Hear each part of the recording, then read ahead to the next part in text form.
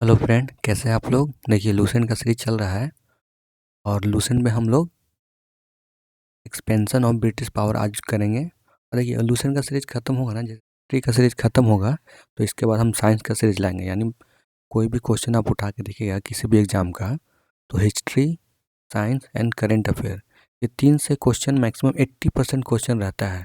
Maximum question इससे रहता है। तो आइए हम पहला क्वेश्चन देखते हैं। इसमें फर्स्ट क्वेश्चन क्या रहा है,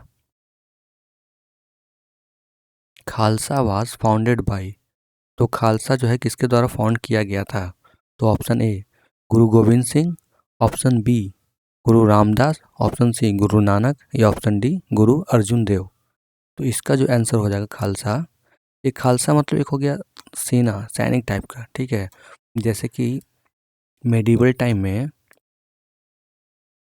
कई सिख गुरु को, जैसे कि जहांगीर के द्वारा भी कत्ल किया गया था और औरंगजेब के द्वारा भी कत्ल किया गया था। तो इन्होंने एक खालसा पंथ की स्थापना की, यानी सैनिक के रूप में। तो ये किसके द्वारा किया गया था, तो ये गुरु गोविंद सिंह के द्वारा किया गया था। और ये जो है ना, ये लास्ट गुरु थे। गुरु गोविंद सिंह जो है लास्ट गुरु थे। और ये इनका जन्म जो कहाँ हुआ था, तो ये बिहार के पटना में हुआ था। इसलिए पटना का, जब सिटी में जाइएगा ना, पटना सिटी में, तो उधर का पटना नहीं, पटना साहब नाम है, ठीक है। और इन्हीं के फादर थे जीटीबी, जिसको बोला गया है, कहते हैं तेज बहादुर, गुरु तेज बहादुर। और इन्हीं के फादर थे। और इनको जो है कत्ल किया जाता है मुगल के द्वारा। और देखिए, इनके नाम पे मेट्रो स्टेशन भी है। जीटीपी, अब अगर आप गए होंगे मेट्रो स्टेशन ट्रेवल किए होंगे दिल्ली में, इनके नाम पे जीटीपी है। और अगर हम गुरु नानक की बात करें तो ये सिख धर्म के फाउंडर हैं। सिख धर्म के फाउंडर कौन है, तो ये गुरु नानक हैं। और कब किए थे, तो 1469, 1469, 1469, ठीक है। तो ये आप याद रखिएगा। खालसा पंथ और किसके द्वारा स्टार्ट किया गया था, तो ये किया था गुरु गोविंद सिंह। और इन्होंने 5 दिया था, 5 एक, जैसे कि आपको कच्छा पहनना है, कड़ा पहनना है, कंघा रखना है, ठीक है, केस बाल, हो गए। तो ये आपको 4 चीज़ जो है आपको याद रखना है। और एक और हो गया किरपान, 5 चीज़, यानी 5 चीज़ आपको हमेशा रखना है। इसलिए आप देखते होंगे कि जो सिख धर्म के जो लोग हैं ना, वो लोग हेलमेट नहीं लगाते हैं। क्यों? क्योंकि वो लोग टर्बन यानी पगड़ी बांधते हैं ना, तो उन लोग को अलाउ है कि आप बिना हेलमेट को चल सकते हैं। तो फर्स्ट का जो आंसर हो जाएगा वो हो जाएगा हमारा ए। सेकंड नंबर क्वेश्चन देखिए, which was the birth place of Guru Nanak. Guru Nanak का बर्थ प्लेस कहाँ पे है। तो फर्स्ट देख रहे Gurdaspur, option B Amritsar, option C Lahore या ऑप्शन डी तलवंडी, ठीक है। तो इसका जो आंसर हो जाएगा वो हो जाएगा सेकंड का, हो जाएगा तालवंडी, ठीक है। पूछेगा बर्थ प्लेस इनका कहाँ है गुरु नानक का, तो ये हो जाएगा तालवंडी। थर्ड नंबर क्वेश्चन देखिए, which governor general had entertain Ranjit Singh with great honour at Ropar. यानी इन्होंने कौन कौन सा जो गवर्नर जनरल है उन्होंने रिस्पेक्ट दिया, फुल ऑनर दिया, ठीक है, किसको, तो रंजीत सिंह को। कहाँ पे, तो रोपर में। वो option A Minto, option B William Bentinck, option C Hastings या ऑप्शन डी ऑकलैंड। तो थर्ड का जो आंसर हो जाएगा वो हो जाएगा विलियम बेंटिंग, ठीक है, लॉर्ड विलियम बेंटिंग।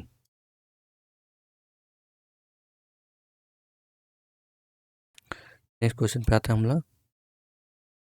अच्छा, एक चीज़ विलियम बेंटिंग के बारे में आपको ये जानना ज़रूरी है, क्योंकि इन्होंने बहुत अच्छा काम किया था। जैसे कि 1829 में सती प्रथा सती प्रथा को ख़त्म किया था, बैन किया था। अच्छा, यहाँ से इनके नाम से पकड़िए बैन। बैन्स का मतलब क्या होता है, बैन का मतलब बंद करना, इसको बैन करना। तो सती प्रथा को बैन किया था। और ठग ठग जो था ना उस समय, ठगी प्रथा को भी बैन किया था इन्होंने। तो थर्ड का आंसर हो जाएगा बी। फोर नंबर क्वेश्चन देखिए, which governor general is associated with doctrine of lapse. तो ये तो बहुत इजी क्वेश्चन हो गया। अगर इसका क्वेश्चन अगर नहीं मालूम है तो आपको रिवीजन करने की ज़रूरत है, ठीक है। तो 4 का ऑप्शन देख लीजिए, Lord Ripon, option B Lord Dalhousie, option C Lord Bentinck या ऑप्शन डी लॉर्ड कर्जन। ठीक है, तो 4 का जो आंसर हो जाएगा वो हो जाएगा डलहौजी के द्वारा लाया गया था हड़प की नीति। जैसे कि आपका अगर कोई बेटा नहीं है ना, तो ये आपका टेरिटोरी अपने अंदर मिला लेता था। देखो, डॉक्ट्राइन ऑफ लैप्स बोला जाता है। एक होता है सब्सिडरी अलायंस। ठीक है, तो सब्सिडरी अलायंस में क्या होता था ना, जैसे आप राजा हैं, ये अंग्रेज है, तो अंग्रेज के मिलिट्री यानी सेना को आपको आपको दे देगा और उसका सारा खर्चा वगैरह आप उठाइएगा। मतलब एक तरह से आप संविधानता अपना लेते हैं, यानी कुछ भी काम आपको करना हो तो आपको अंग्रेज से पूछना पड़ेगा। और का जो आंसर हो जाएगा वो हो जाएगा बी। 5 नंबर क्वेश्चन देखिए, Tipu Sultan took support of which one of the following power to fight the English. तो टीपू सुल्तान जो है किससे मदद मांगता है, इंग्लिश से लड़ने के लिए किससे मदद मांगता है। तो option A Portuguese, option B French, option C Spanish या ऑप्शन डी डच। बताइए। पुर्तगीज तो आपको पता है 1498 में आता है, और सबसे पहले पुर्तगीज कौन था ये आपको कमेंट करके बताना है। बहुत इजी क्वेश्चन है, सबसे पहला पुर्तगीज कौन था। तो देखिए हमारा क्वेश्चन क्या है, टीपू सुल्तान किससे मदद मांगता है इंग्लिश से लड़ने के लिए। तो 5 का जो आंसर हो जाएगा फ्रेंच यानी बी। फ्रेंच ही हैं जो इंग्लिश को टक्कर दे सकते थे। ये कब आए थे फ्रेंच, 1664 में।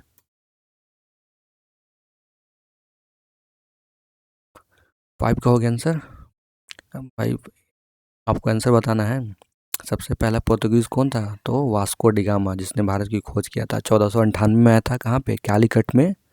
कैलीकट, जहाँ का जमूरियन ने उसका स्वागत करता है। जमूरियन किसको बोलते हैं, तो राजा को बोलते हैं। जैसे कि मुगल शासन में, जैसे कि सल्तनत पीरियड में क्या होता था, सुल्तान होता था। नवाब में क्या है, लखनऊ में क्या है, तो नवाब है। उसी तरह कैलीकट में क्या वो राजा को बोलते थे, तो उस समय बोलते थे जमूरियन। तो 5 का जो आंसर हो जाएगा वो हो जाएगा बी। 6 नंबर क्वेश्चन देखिए, in which of the following year the battle of Buxar fought. तो भाई बैटल ऑफ बक्सर कब फॉट किया गया था, 22 अक्टूबर कितना में। तो ऑप्शन ए 1764, ऑप्शन बी 1766 या ऑप्शन सी 1767 या ऑप्शन डी 1761। तो आपको बताना है भाइयों कौन सा हो जाएगा इसका आंसर। तो 6 का जो आंसर हो जाएगा वो हो जाएगा ए। ठीक है, 1764 यानी 22 अक्टूबर 1764 को बैटल ऑफ बक्सर हुआ था। और किसके किसके बीच में हुआ था, तो ये हुआ था हेक्टर मुनरो। हेक्टर मुनरो किसके तरफ से थे, तो ये इंग्लिश की तरफ से थे, ब्रिटिश की तरफ से। इधर मीर कासिम शाह आलम द्वितीय प्लस शुजाउद्दौला। ये कहाँ का राजा था, तो ये था अवध का। फिर ये तीनों हार जाते हैं और ब्रिटिशर जीत जाते हैं। जिसके बाद तो फिर ब्रिटिश इंडिया को इतना उन्होंने शोषण किया है, बहुत ज़्यादा शोषण किया है ब्रिटिशर ने। फिर लास्ट में शाह आलम द्वितीय जो है ना, इससे दीवानी राइट ले लिया जाता है। दीवानी राइट का मतलब हो गया बिहार, बंगाल और उड़ीसा। उड़ीसा का जितना टैक्स आएगा ना, वो अब मुगल के पास नहीं जाएगा, अब सीधा जाएगा ब्रिटिशर के पास। क्यों, क्योंकि उन्होंने युद्ध जीत लिया था। अब जो वो कहेंगे वही करना होगा आपको। तो 6 का आंसर हो जाएगा ए।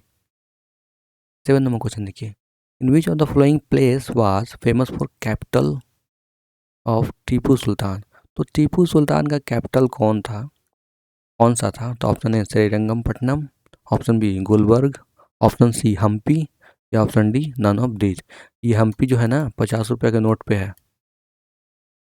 तो 7 का जो आंसर हो जाएगा श्रीरंगपट्टनम। और जो मैसूर का युद्ध हुआ था ना, वो 4 बार में हुआ था, 67 से। एक बार ये देख लीजिएगा कि मैं टाइमलाइन का श्योर नहीं हूँ, लेकिन 4 बार हुआ था। ठीक है, 1799 में तो ये मर गया था टीपू सुल्तान। 1799 में ना लॉर्ड वेलाजली इसको मार देता है, बोलता है कि बहुत हो गया अब। ये फोर्थ युद्ध हुआ था। थर्ड युद्ध कब हुआ था? तो 1790 से 92, 92 में लगभग हुआ था। ठीक है, तो 7 का जो आंसर हो जाएगा वो हो जाएगा ए। 8 number question, Tipu Sultan died fighting, देखिए वही क्वेश्चन पूछ भी दे जो मैं आपको आंसर बताया हूँ। Tipu Sultan died fighting the English force under, तो किसके साथ लड़ते लड़ते मर गया यानी शहीद हो गया? इसको टाइगर ऑफ मैसूर कहा जाता है। तो ऑप्शन देख लीजिए, Lord Cornwallis, option B Lord Wellesley, option C Lord Dalhousie, या ऑप्शन डी लॉर्ड हेस्टिंग। तो 8 का जो आंसर हो जाएगा, जैसे कि मैंने ऊपर में बता दिया हूँ, वो हो जाएगा लॉर्ड वेलेस्ली। ठीक है, 9 नंबर क्वेश्चन पे, when did the British government start ruling India directly, तो ब्रिटिश गवर्नमेंट जो है कब से इंडिया को डायरेक्ट अपने अंडर कर लिया? ये कब हुआ था मैं बता रहा हूँ, जब 1857 का विद्रोह हुआ था, तो क्राउन ने, मतलब वहाँ की जो महारानी थी, क्वीन थी, उन्होंने कहा कि अब मैं इसको अपने अंडर करूँगा। क्यों? क्योंकि जहाँ के जो ब्रिटिशर थे ना, यहाँ का जो कंपनी थी ईस्ट इंडिया कंपनी, वो फार्मर, आर्टिस्टन, वीवर, सबको जो है शोषण कर रहा था। सबसे टैक्स का बर्डन था, बहुत ज़्यादा हाई टैक्स का डिमांड करते थे। इंडिगो को ज़बरदस्ती उगाते थे। आपको पता है इंडिगो, जब जो है नील की खेती, जब नील किसी खेत में लगा दीजिएगा तो वहाँ का फर्टिलिटी जो है बहुत कम हो जाएगा, यानी उपज जो है फिर कम हो जाएगा। और दूसरी बात, उसको पैसा भी कम मिलता था फार्मर को, इसलिए वो लोग नील की खेती नहीं करना चाहते थे। लेकिन नील का जो डिमांड था यूरोप में बहुत ज़्यादा था, इसलिए अंग्रेज लोग ज़बरदस्ती नील का खेती करवाते थे। तो हमारा जो आंसर हो जाए, ऑप्शन देख लीजिए, इसमें पूछ रहा है कि ब्रिटिश गवर्नमेंट जो है डायरेक्ट शासन कब से करने लगा। पहले तो शासन था लेकिन इनडायरेक्टली था। क्यों? कि ब्रिटिश गवर्नमेंट का था लेकिन कंपनी उसके बिहाफ पे रूल करता था। लेकिन जब 1857 का विद्रोह हुआ ना, तो ब्रिटिशर ने अपने अंडर ले लिया कि अब हम इंडिया पे हम खुद शासन करेंगे। तो option A battle of Plassey, option B after the battle of Panipat, option C after the war of Mysore, या option D after sepoy mutiny. तो 9 का जो आंसर हो जाएगा, 1857 विद्रोह का सिपोई मुटनी भी कहा जाता है। तो 9 का आंसर हो जाएगा डी। ठीक है, 1800 विद्रोह का सिपोई मुटनी भी कहा जाता है। 18 का आंसर हो जाएगा 9 का आंसर हो जाएगा डी। प्लासी तो आपको पता है 1757 में। और पानीपत का तो 3 युद्ध हुआ था, 1526, 1556 और 1761। मैसूर का पता ही है आपको, टीपू सुल्तान। तो 10 नंबर क्वेश्चन देखिए, कंसीडर द फॉलोइंग स्टेटमेंट, आपको बताना है कौन सा स्टेटमेंट सही है।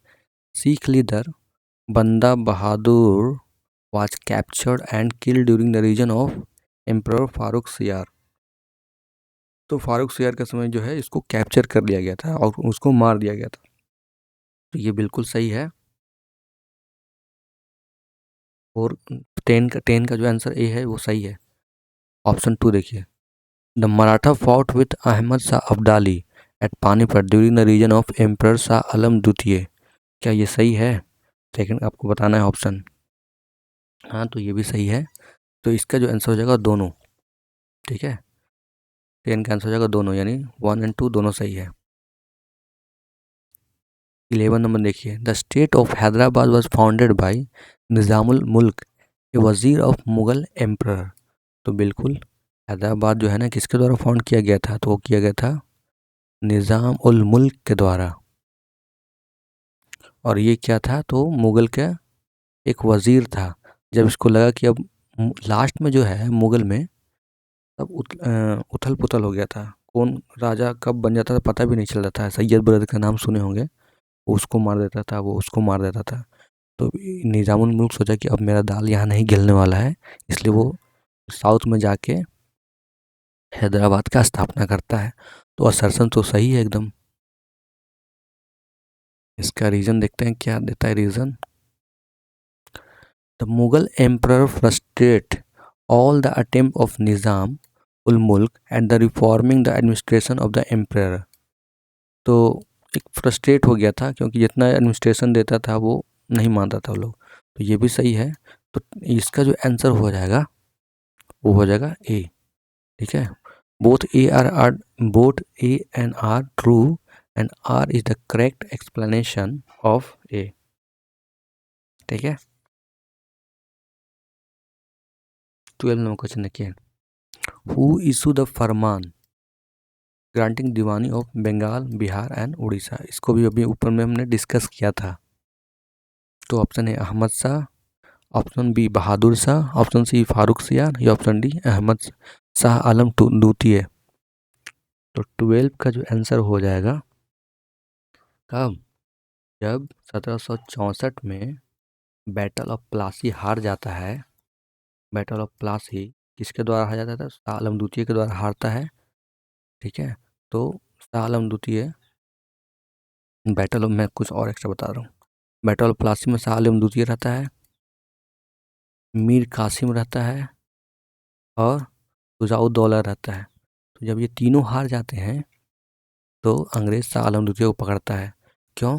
क्योंकि उस समय का ये राजा यही रहता था और कभी भी जनता चाहेगा कि उसके राजा के साथ गलत व्यवहार ना हो, तो इसलिए शाह आलम द्वितीय को पेंशन देता है।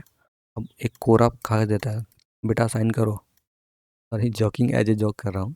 ठीक है, चल रहे साइन कर रहे, तो इस पर साइन करता है और बंगाल, बिहार और उड़ीसा का जो है दीवानी राइट अपने अंदर कर लेता है। यानी जितना भी टैक्स इस रीजन से आएगा वो सब अंग्रेज के पास जाएगा। तो 12 का जो आंसर हो जाएगा डी, गैंग ऑफ वासेपुर के जैसा साइन कर। 12 का आंसर हो जाएगा डी। 13 नंबर क्वेश्चन देखिए, who was the first English native ruler to accept the system of subsidiary alliance. तो सब्सिडियरी अलायंस में क्या था कि सेना रहेगा अंग्रेज का और इंग्लिश ब्रिटिशर का रहेगा। सेना जो है ब्रिटिशर का रहेगा, लेकिन आप अगर इंडिया का राजा है ना तो सेना आपको रखना है, सारा खर्चा जो है ये आपको उठाना है। कभी युद्ध होगा तो सेना को भेजना है कहाँ, तो ब्रिटिशर के पास भेजना है। देखिए कैसे बेवकूफ़ बना देते हैं, कैसे दिमाग लगा देते हैं ये लोग। तो option A Scindia of Gwalior, option B Nizam of Hyderabad, option C Dalip Singh of Punjab, option D Gaekwad of Baroda. तो सबसे पहले जो अपनाया था ना वो अपनाया था निज़ाम ऑफ हैदराबाद। ठीक है, निज़ाम ऑफ हैदराबाद कब, 1798 में। और 1799 में कौन अपनाया था, तो मैसूर। क्यों? क्योंकि इस समय टीपू सुल्तान मर चुका था। तो 13 का जो आंसर हो जाएगा वो हो जाएगा बी। ठीक है दोस्तों, देखिए अगर आपको वीडियो अच्छा लग रहा हो तो लाइक सब्सक्राइब शेयर कर दीजिएगा अपने दोस्तों के साथ। जो लोग भी इसका तैयारी कर रहे हैं जनरल का, तो वो लोग देख सकते हैं क्वेश्चन। ठीक है, बाकी कोई सजेशन होगा तो वो भी बता दीजिएगा। 14 नंबर question, the state of Jhansi was made a part of British Empire. तो झांसी जो है ब्रिटिश एम्पायर में कब अपने अंदर मिलाया गया, मतलब किसके थ्रू मिलाया गया। तो option A policy of doctrine of lapse, option B policy of subsidiary alliance, option C Mayo provincial settlement या option D war against Gangadhar Rao. तो 14 का जो आंसर हो जाएगा वो हो जाएगा डॉक्ट्राइन ऑफ लैब्स।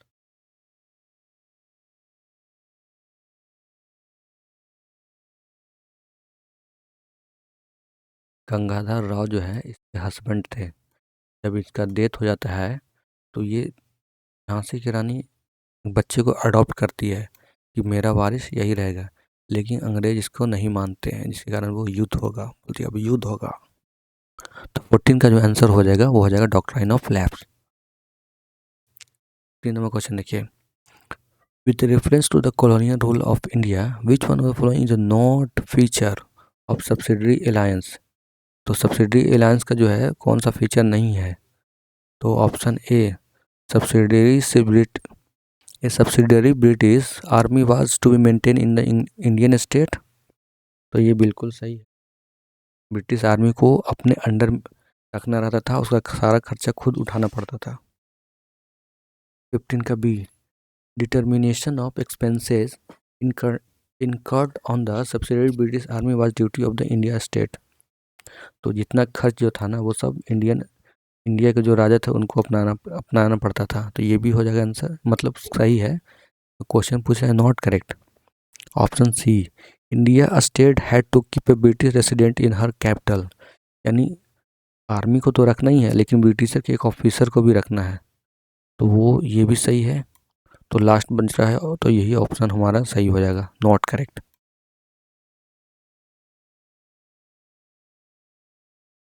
तो 15 का आंसर हो जाएगा D last.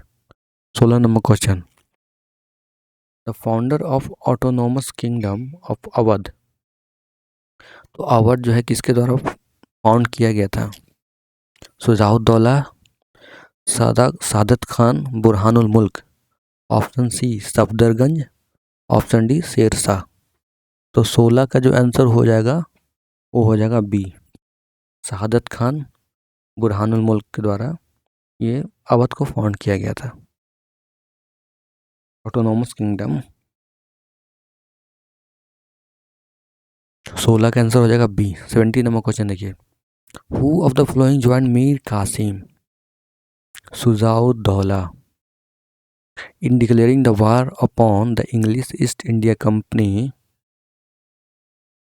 and was later defeated by Britisher। फिर बाद में जब ब्रिटिशर के द्वारा हार जाता है तो उसमें नाम बताना है।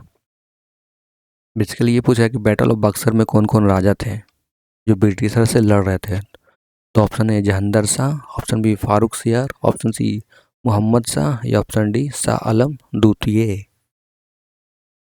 तो 70 का जो आंसर हो जाएगा वो हो जाएगा डी। मैंने ऊपर में बताया था कि मीर कासिम था, शुजाउद्दौला था और शाह आलम द्वितीय था, जिसके शाह आलम द्वितीय ये सब हार जाते हैं। उसके बाद दीवानी राइट जो है इसको देना पड़ता है बिहार, बंगाल और उड़ीसा का। सारा टैक्स किसको जाएगा? तो ब्रिटिशर को जाएगा, यानी आपका जो इनकम का सोर्स था वो ब्रिटिशर को चला गया, तो आप कंगाल बन गए।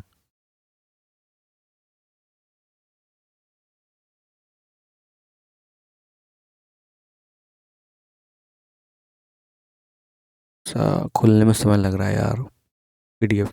देखिए 18 नंबर क्वेश्चन देखिए, the main cause of conflict between Nawab Sirajuddaula and East India company. तो नवाब सिराजदौला जो था ना, इसके और इसके बीच में मेन कॉज क्या था, मतलब क्यों दोनों में ये होने लगा कि नहीं ये तुम मैं ये करूँगा वो तुम वो करोगे, तो तू मैं होने लगा। तो option A British oppose the succession of Sirajuddaulah, option B British misuse the dastak, option C the British attack the French settlement of Chandernagore in Bengal, और incident of black hole at अकर।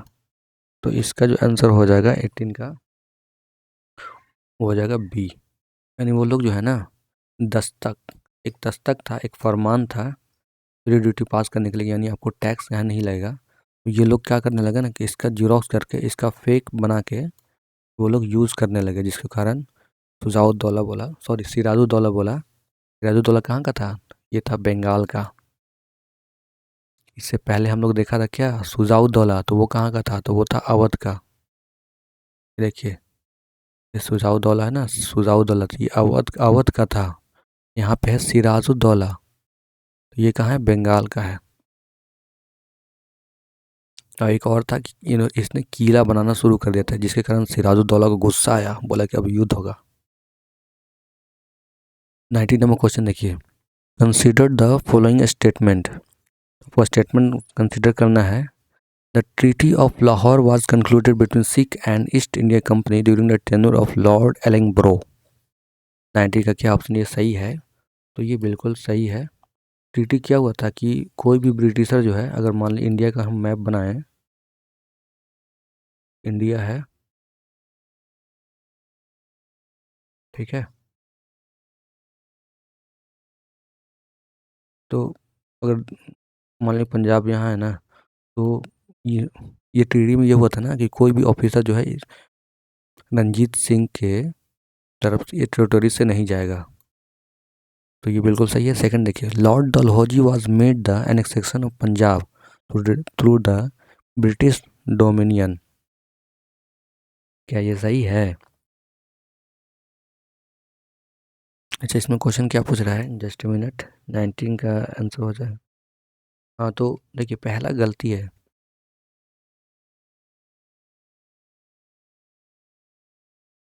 यहाँ पे रंजीत सिंह देना चाहिए था यार, तब हो जाएगा, सही होता। ठीक है, तो पहला गलती है। सेकंड देखिए, Lord Dalhousie made the annexation of Punjab to Lord British. तो पंजाब को किसने अपने अंदर मिला लिया था? तो लॉर्ड डलहौजी। किसकी तरफ? हड़प नीति की तरफ, डॉक्ट्राइन ऑफ लैप्स। तो इसका जो आंसर हो जाएगा वो हो जाएगा ए। ठीक है, करेक्ट पूछा है दोस्तों, हमको लगा कि नॉट करेक्ट। तो सेकंड 19 का जो आंसर हो जाएगा वो हो जाएगा बी, यानी करेक्ट जो है वो दूसरा सही है, पहला गलत है। 20 नंबर क्वेश्चन देखिए, who among the following was the first governor general of Bengal. तो first governor general of Bengal पूछ रहा है। First governor general of India का कौन है? तो वो है, बताइए।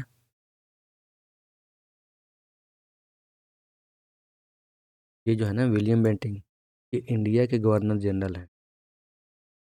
ठीक है, लेकिन यहाँ पे पूछ रहा है बंगाल के कौन है, तो ये हो जाएंगे Warren Hastings. First governor general of Bengal Warren Hastings, यानी 20 का हो जाएगा डी। 21 नंबर क्वेश्चन देखिए, by which one of the following act did the governor general of Bengal become the governor general of India. यानी किस एक्ट के तहत गवर्नर जनरल ऑफ बंगाल से गवर्नर जनरल ऑफ इंडिया बना गया? तो option A regulating act, option B Pitt's India act, option C charter act 1793 या option D charter act 1833। तो ये जो हो जाएगा डी। चार्टर एक्ट 1833 में आता है और लॉर्ड विलियम बेंटिंग उस समय के गवर्नर रहते थे बंगाल के, उनको गवर्नर जनरल ऑफ इंडिया बना दिया जाता है। 21 का हो जाएगा डी। 22 नंबर क्वेश्चन देखिए, with reference to the treaty made by English with the native ruler of India in 18th century, which one of the following is a not correctly match। तो कौन सा ट्रीटी जो है सही नहीं मिलाया गया, नॉट यहाँ पे लिखा हुआ दोस्तों। तो अब ये बहुत अच्छे से क्वेश्चन पढ़िएगा क्योंकि नॉट हमेशा छूट जाता है। तो option A treaty of Allahabad, Shuja-ud-Daula के बीच में हुआ था। ट्रीटी ऑफ पुरंदर, मराठा के बीच में हुआ था। ट्रीटी ऑफ मैंगलोर, अनवरुद्दीन के बीच में हुआ था। ट्रीटी ऑफ सेरिंगपट्टनम जो है वो हुआ था टीपू सुल्तान के बीच में हुआ था। तो आपको बताना है कौन सा सही नहीं है। तो 22 का जो आंसर हो जाएगा वो हो जाएगा ट्रीटी ऑफ मैंगलोर। नॉट पूछा है तो ये सही नहीं है, बाकी इलाहाबाद जो है सुजाउद्दौला के बीच में हुआ था। सेरिंगपट्टनम टीपू सुल्तान के बीच में हुआ था। टीपू सुल्तान का कैपिटल जो था वो था सेरिंगपट्टनम, और पुरंदर का मराठा के बीच में हुआ था। तो 22 का आंसर हो जाएगा सी। 23rd नंबर क्वेश्चन है, what was the reason of ground for British empire to annex Sambalpur. तो संबलपुर को, मतलब क्या ऐसा रीजन था कि संबलपुर को ब्रिटिशर ने अपने ऊपर मिला लिया, उसको एनेक्स कर लिया? तो lack of proper governance, B death of its ruler without an heir, option C subsidiary alliance, option D its involvement in conspiracy against British rule. तो 23rd का जो आंसर हो जाएगा वो हो जाएगा बी, यानी इनका जो है हायर, हायर का मतलब उसका वारिस, वारिस कोई है ही नहीं था इसलिए उसको अपने अंडर मिला लिया। ब्रिटिश से कहते तू भी मेरा है, तू भी मेरा है, तू भी मेरा है, बस उनको एक बहाना चाहिए था उनको अपने अंडर मिलाने के लिए। 23rd का आंसर हो जाएगा बी। 24 नंबर क्वेश्चन देखिए, who among the following was not a party to league that was defeated by Britisher in the battle of Buxar. यानी बैटल ऑफ बक्सर में कौन राजा नहीं था, ये बेसिकली यही पूछ रहा है।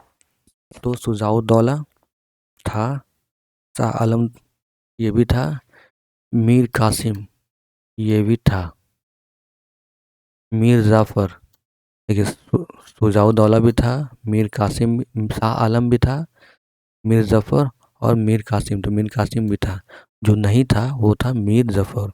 मीर जफ़र कब था? तो 1757, यानी बैटल ऑफ पलासी और सिराजुद्दौला को इसने धोखा दे देता है। तो 24 का आंसर हो जाएगा सी।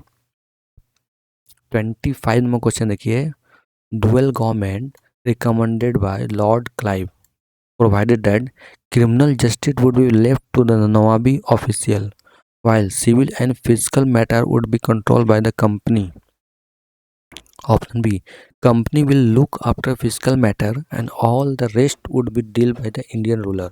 Option C, Indian ruler deal with all matter of administration under the supervision of company. या ऑप्शन डी देख लीजिए, India ruler will only titular head and all the powers shall be directly dealt by the company. तो इसका हमको answer बताना है। 25 का answer हो जाएगा, वो हो जाएगा ए। देखिए ये लोग जो है ना, क्रिमिनल जस्टिस जो है वो नवाब के द्वारा कहा जाता था, ठीक है ना। कोई भी अगर कुछ होगा, चोरी, लूट पाट, मर्डर, तो ये सब किसके जिम्मे था? नवाब के जिम्मे था। क्यों? क्योंकि ब्रिटिशर सीधा अपना हाथ ऊपर कर, देखो भाई इसमें हमारा कोई हाथ नहीं है, तुम्हारा राजा का काम है, तुम अपना राजा समझो। बाकी जो भी था सिविल और फिजिकल मैटर यानी फाइनेंशियल मैटर जो भी था, ये सब किसके द्वारा? तो कंपनी के। ये लोग बहुत शातिर थे, ये लोग बहुत चालाक थे। ये लोग जानते थे कैसे डिवाइड एंड रूल करके किसी भी तरह वो लोग राजा बने रहे। तो कुछ भी होता था तो नवाब की जिम्मे था, और जो सिविल मिलिट्री और जो फाइनेंशियल रिसोर्स था वो था कंपनी के अधीन। तो 25 का जो आंसर हो जाएगा वो हो जाएगा ए। 26 नंबर क्वेश्चन देखिए, which of the following India was appointed as a deputy diwan of Bihar by Robert Clive. तो रॉबर्ट क्लाइव के द्वारा कौन सा जो है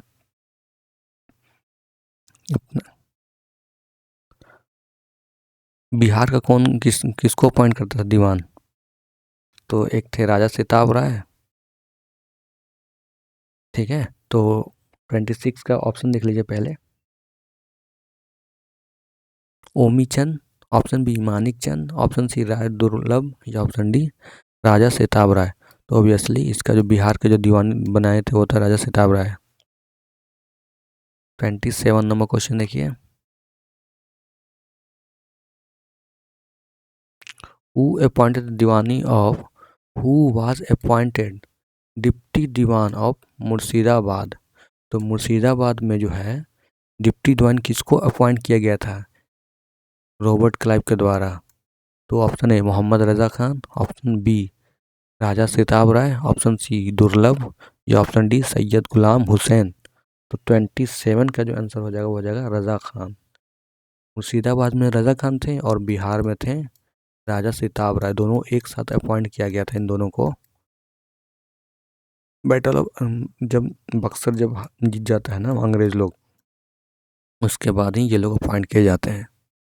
28 नंबर क्वेश्चन देखिए, एम्पर शाह आलम द्वितीय gave the diwani of Bengal, Bihar and Orissa to East India company. तो ये कब दिए था? तो 1764 में युद्ध होता है, 1764 में युद्ध जीत जाता है, और 1765 में उसको दीवानी राइट देता है। लेकिन यहाँ पे 1765 सब में है, आपको एग्जैक्ट डेट पूछ रहा है। तो 12 अगस्त, 18 अगस्त, 29 अगस्त या 21 अगस्त।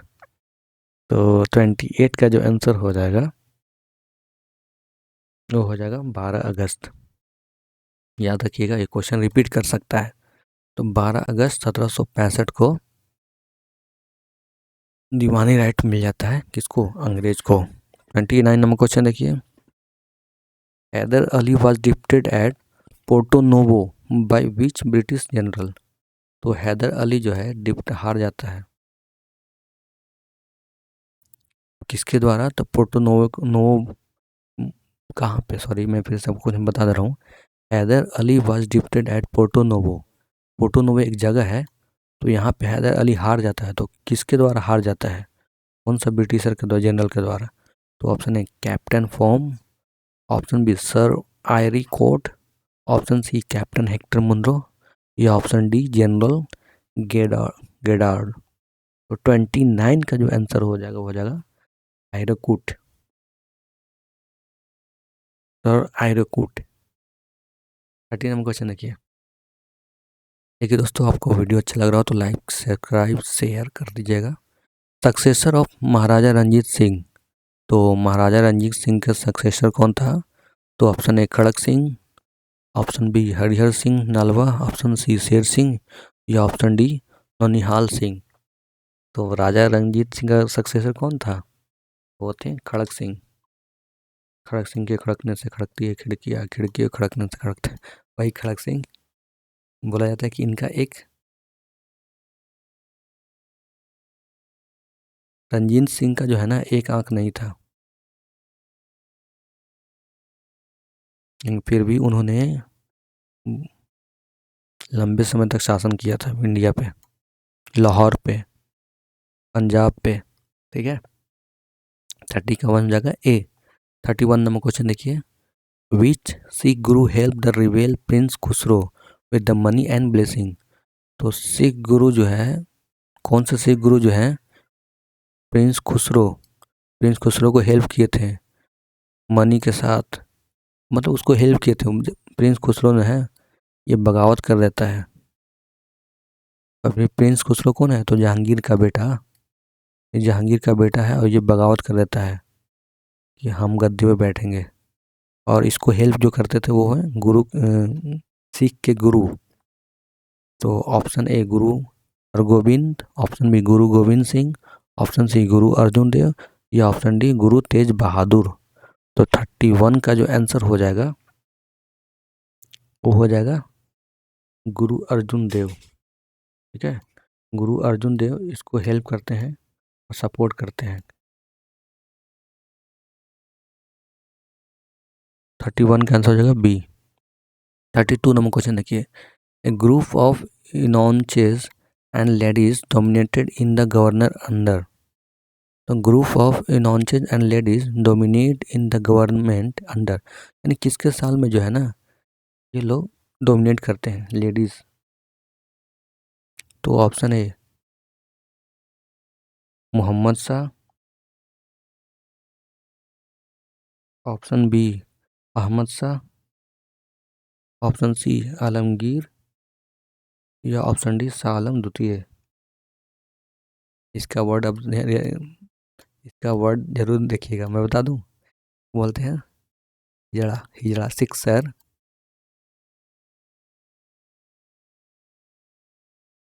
नॉनचेस एंड लेडीज में है ज़्यादा लोग डोमिनेट करती थी किसके शासन काल में? तो 32 का जो आंसर हो जाएगा वो अहमद शाह।